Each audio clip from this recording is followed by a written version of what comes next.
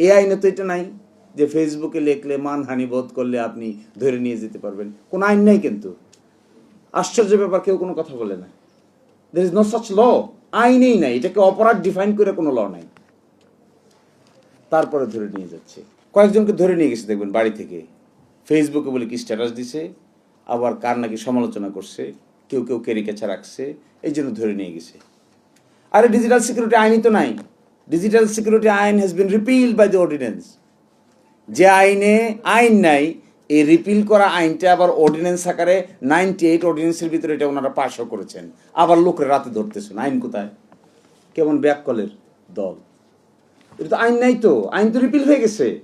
আগে যে মানহানির আইন ছিল সেকশন 25, 26, 28, 29, 31, যার অধীনে ডিজিটাল সিকিউরিটির কারণে আগে আমরা ফেসবুক এই কিছু লিখতে পারতাম না, বলতে পারতাম না। এই আইনকে সরকার আসার পরে একটা অর্ডিন্যান্স বলে ওই সবগুলোকে বাতিল করে দিয়েছে।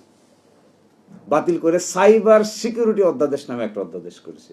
তো সাইবার সিকিউরিটি অধ্যাদেশের ভিতরে আছে অন্যের কম্পিউটারে ঢুকে হ্যাক করলে কি অপরাধ হবে, অন্যের পার্সোনাল কম্পিউটারের ভিতরে ঢুকে তার ডাটা ট্রান্সফার করে নিলে কি অপরাধ হবে। এগুলো হলো সাইবার সিকিউরিটির প্রশ্ন। এই আইনে তো এটা নাই যে ফেসবুকে লিখলে মানহানি বোধ করলে আপনি ধরে নিয়ে যেতে পারবেন। কোনো আইন নাই কিন্তু। আশ্চর্য ব্যাপার, কেউ কোনো কথা বলে না।